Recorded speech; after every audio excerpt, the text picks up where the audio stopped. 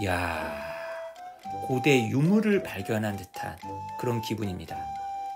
안녕하세요. 딱한 페이지 영어 원서의 윤재나입니다. 최근에 영어 원서 가운데에서도 만화책을 조금 뒤적여 봤잖아요. 그러다 보니까 자연스럽게 만화 관련된 글들도 읽게 되고, 저기 영어권 국가는 아니지만 독일어권 1930년대 독일에 굉장히 선풍적인 인기를 끌었다는 만화가 한 편 있다길래 검색을 하다가 이 표지까지 온 거예요. 저의 그 호기심에 끝이 없습니다. 이어 플라우의 아버지와 아들. 우리나라에서도 번역이 된 거예요. 이게 1987년에 번역된 걸로 제가 알고 있거든요. 1987년이면 언제야? 전두환 노태우 그때잖아요. 야, 얼마나 이 작품이 훌륭한 작품이면 그때 이렇게 일찍이 번역이 되었을까. 걸작은 걸작이었나 보다. 근데 어째 표지를 딱 보니까 해적판 같아 보이지 않나요? 자, 이게 이제 2000년대 들어서서 새롭게 개정이 된, 좀 더 이 그림 보세요. 원작에 가깝게. 아버지와 아들. 근데 이것도 절판됐더라고요. 더 안 나와. 도서관 같은 데서나 볼 수가 있습니다. 이어 플라우에는 이 필명이고요. 원래 이 작가의 원래 이름은 에리 오저. 그러니까 당시에 이 작품을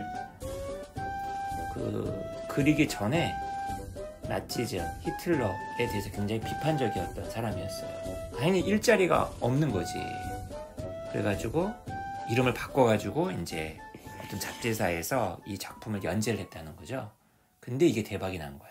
그죠? 당연히 이 작품은 정적인 색깔을 드러내면 안 되는 거였고. 자, 우리나라에만 번역이 된 게 아니라 중국에서도 부자라는 단어가 이렇게 딱 보이네요. 그죠? 제목이 뭐라고요? 아버지와 아들이에요. 아버지와 아들. 독일 말로는 Vater und Unt가 end고요. Sohn, 그죠?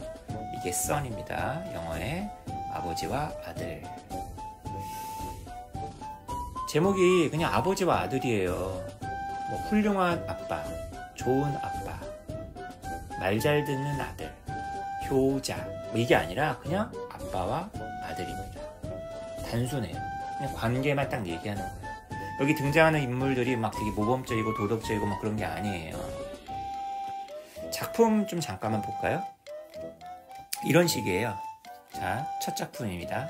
대사도 없어요. 유리창을 깨고 아들이 집을 뛰쳐나가요. 뒤에 아빠가 쫓아오고 있죠. 멱살잡이 하려고. 근데 저녁 7시가 됐는데 아들이 안 돌아오는 겁니다. 점점 밤이 9시가 되어가고 아버지는 전전긍긍. 급기야 사자 나서죠. 그리고 결국에는 못 참고 집에 왔는데, 그죠? 유리창 마저 하나 있던 것도 깨지면서 아들이 튀어나오더라. 아이고, 아들 찾았네요. 그죠? 데어 페어로렌의 존.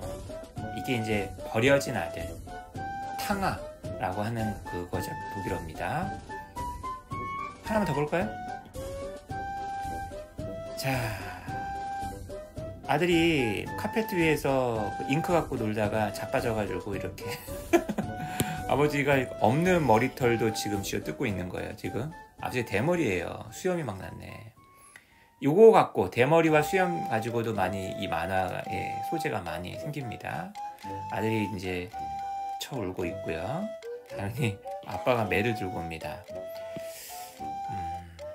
그 순간 아들은 태평하게 이제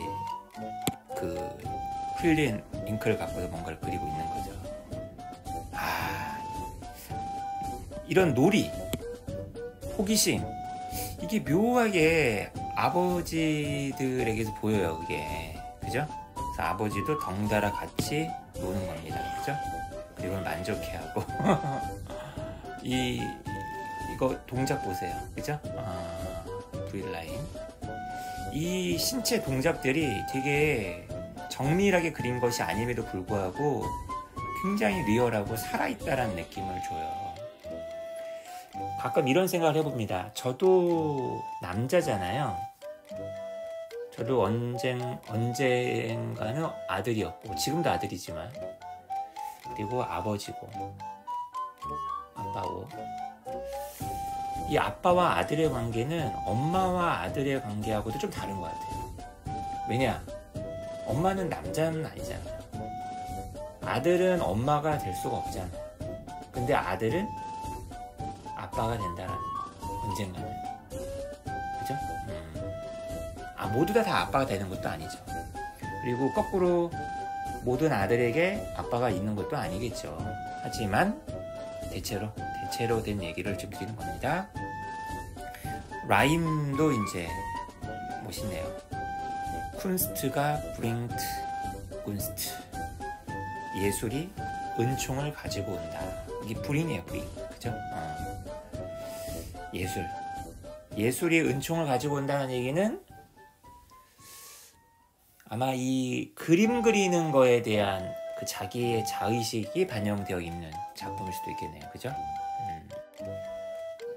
이런 작품도 재밌더라고요. 독일식 유머라고 해야 되나? 아니면 이 사람 특유의 어떤 생각인지 모르겠는데, 자, 한번 보세요. 아들의 키를 재줍니다.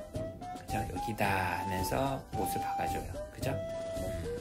저도 이거 되게 많이 했습니다. 어렸을 때. 집에 그 왜 문에 보면은 그런 게 있잖아요. 그죠? 시간이 지나서 눈이 오고 다시 봄이 되고. 보세요. 뭐야? 아들 키가 줄었나? 그죠? 인간이 제어할 수 없는 어떤 자연의 힘? 뭐 이런 얘기를 은근히 되게 많이 합니다. 인간이 제어할 수 없는, 인간의 통제 바깥에 있는 자연의 힘, 자연의 흐름, 이런 거를 되게 그 만화 속에서 조금 엿보게 돼요. 되게 단순하게 뭐 색이 들어간 것도 아니고 단순한 펜으로만 그린 그림인데 멋있어요. 그러니까 이런 세 번째 장면 같은 걸 집어넣고 이렇게 네 번째 장면으로 가는 거잖아요. 그러니까 1, 2, 4만 있었으면 느낌이 안 살았을 텐데 딱 3 같은 걸 집어넣어주고, 그죠? 마지막으로 한 작품만 더 보고 이제 마무리 짓겠습니다. 아들이 아빠한테 뭐 달라고 그래요.